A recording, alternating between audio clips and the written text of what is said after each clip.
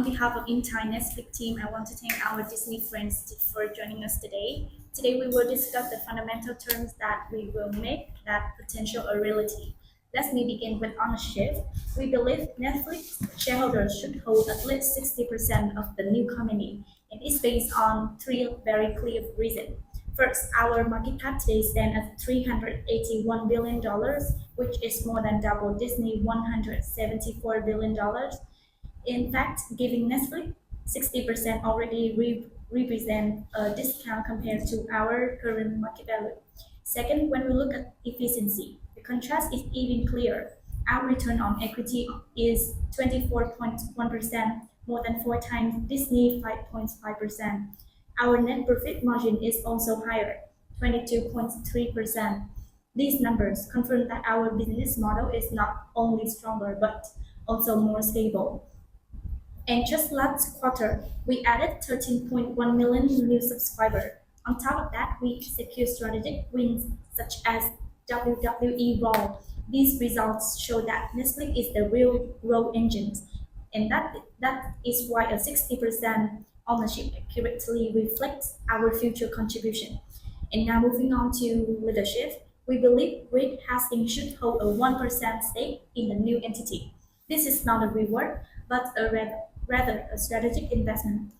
Reed is the visionary who shaped modern streaming and keeping him engaged with interests aligned to shareholders, and it is the best insurance for both smooth integration and long-term direction. Okay, so now I want to highlight three proposals that will secure the long-term success of this merger: the name, the leadership, and the governance. So the new name that we want to propose is Netflix Disney Incorporation. So Netflix pioneered subscription streaming and reshaped how the world consumes entertainment. And our brand signals innovation and agility, while Disney carries heritage and storytelling power. The name Netflix Disney Incorporation captures both Netflix for the future of streaming, Disney for the legacy that built the foundation. Together, it sends a clear signal to audiences and investors that this company leads with both tradition and innovation. Next, about the leadership, Mr. Sarandos as CEO and Mr. Hastings as chairperson. So Mr. Ted Sarandos transformed Netflix into a global content powerhouse, spearheading originals and scaling production worldwide. Reed Hastings built the culture of innovation and financial discipline that made Netflix resilient and trusted by investors. By contrast, Disney has faced succession uncertainty, with Bob Iger delaying retirement multiple times. A Netflix-led executive team ensures stability, vision, and continuity in an industry that's moving faster than ever. And last but not least, the governance with 50% female board representation. Research shows that diverse boards drive stronger results and smarter decision making. A 50% female board not only strengthens governance, but also signals progressive leadership, attracting ESG-focused investors and global trust. This move puts Netflix Disney Incorporation ahead of global standards, but just as Netflix was the first mover in streaming. So first, we highly value Netflix achievement and are eager to build a strong and globally leading merged company. However, there are certain principles that Disney consider non-negotiable as they are essential for long-term value. Regarding ownership, the 60-40 split proposed by Netflix is unacceptable. Disney brings a diversified revenue base, not only streaming but also theatrical release, merchandise, TV networks, and theme parks, providing resilience across economic cycle. We also contribute substantial tangible assets, including theme parks, studio, and resort. While Netflix mainly lease production space at adding significant balance sheet value. Moreover, Disney owns unique intellectual properties such as Marvel, Pixar, Lucasfilm, and ESPN, forming the foundation for decades of future revenue. Our proven management expertise through large-scale M&A deal demonstrate our ability to integrate and manage a complex organization. For this reason, Disney can only agree 55, 45 ownership split, reflecting fair value for both parties. In addition, there are two critical points that we consider essential for the success of the merged company. First, Bob Iger must continue as CEO and chair.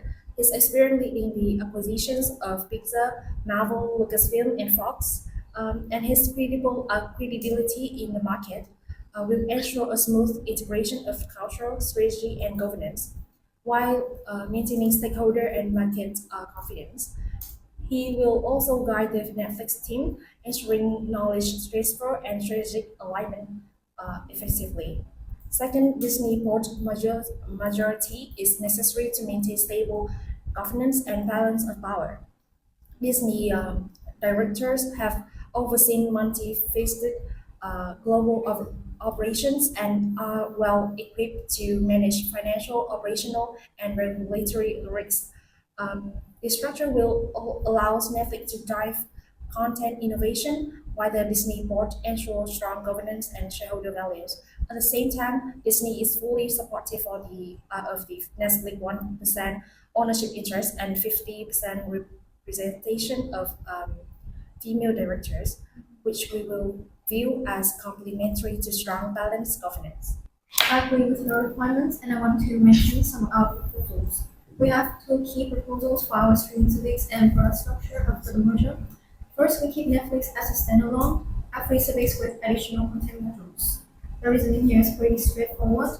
Basically, Netflix is a very strong global brand, because of their quality streaming platform, and people are willing to pay at a premium price because it has no advertisement.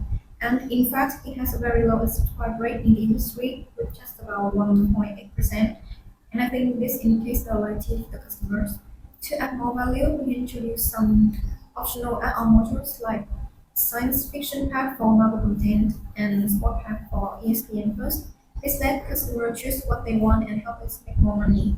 Secondly, we changed Disney Plus into a low-cost as support service which called Hulu. This new service will target a different group customer like families and people who want a cheaper price, even with the advertisement. This approach allows us to basically serve the entire market, and we're not leaving any customer segment behind. It also protects the value of your entire intellectual property because we keep the most valuable Disney stories like Marvel out of the cheap service. We offer them as those premium Netflix add-on to protect your value. And finally, this service creates a dual revenue stream since it makes money from both subscription and advertising. And I think this is a safer and more flexible business model. So I agree with the term that Netflix standalone and Disney as backup, but we will go on the three negotiation. So our ESPN Plus remains a standalone sport product. Likewise, let's see like Kangaroos, DRM, PTV, and third pass economies require dedicated infrastructure. And keeping ESPN Plus independence protects ongoing TV discussions with WPP and Fox while maximizing sports ARPU. We wonder at the billing layer, one bill, account verification, and deep links. While all live streams is executed inside ESPN Plus, we are flexible on pricing, promotions, and cross-app participation, but not on merging ESPN Plus into Disney and Flick. So second is our primary listing will be on the needs as close. This preserves continuity to Disney existing shareholder base, signal of full GDP and somewhat deeper institution liquidity. If there's interest in tech adjacency, we can solve that through investor messaging and research coverage rather than genuine venues. We can open evaluating a second list after 12 to 18 months if economy justifies it, but the primary listing remains this. So we will also unify the flagship entertainment service under the Disney Plus brand. Disney IP Power Parrot with Netflix original under one group, serving around 450 million plus accounts with simple cross-sell and upsell.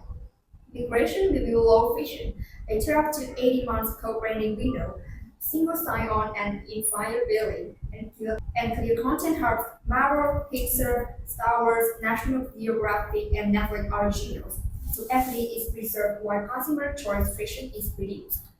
We also want to sell Netflix production facilities and centralized Burbank. Selling Netflix sculpted production facilities and centralizing operation in Disney Burbank studio complex will significantly improve efficiency. Burbank is already a world-class hub that supports large-scale production, so consolidations eliminate redundant overhead across multiple U.S. locations and generate sustainable cost saving. At the same time, integrating Netflix originals to Disney's centralized system ensure more consistent creative oversight, higher content quality, and stronger branding across the merged company. We also want the new company named Disney International Entertainment. Netflix should agree because Disney is more valuable in global brands. We are 47 billions and Netflix are 18 billions. Naming the merged entity Disney International Entertainment will lead to the higher market valuations and market it easier to gain shareholders and regulatory approval. Importantly, Netflix will not lose its identity. Since the streaming service will still operate under the Disney Plus brand with the Netflix logo prominently displayed. In this way, the corporate name reflects Disney multi-industry presence, while Netflix remains highly visible to customer. 50%. We also want to have 50% of the future investment allocated to our Disney Park and resorts. In 2024, Disney Parks revenue rose 10% to 8.4 billion, with operating income up 12%. Disneyland Paris also reported 3.1 billion in revenue and returned to profitability in 2023. Allocating 50% of future investment to park ensures steady cash flow that affects streaming quality while giving Netflix a chance to one-times IP such as Stranger Things and Squid Games for attractions live events. As competitors like Amazon and Apple lack such access, this helps secure both financial stability and a unique competitive advantage for the merged company. We agree with listing the new merger in the list exchange and we recommend listing this merger in the NADAS exchange too. NADAS is home to Apple, Amazon. The investor who check here are looking for high growth, innovative company. The investor understand and care about our key number, subscriber growth, user engagement, and tech innovation. They will support our long-term strategy.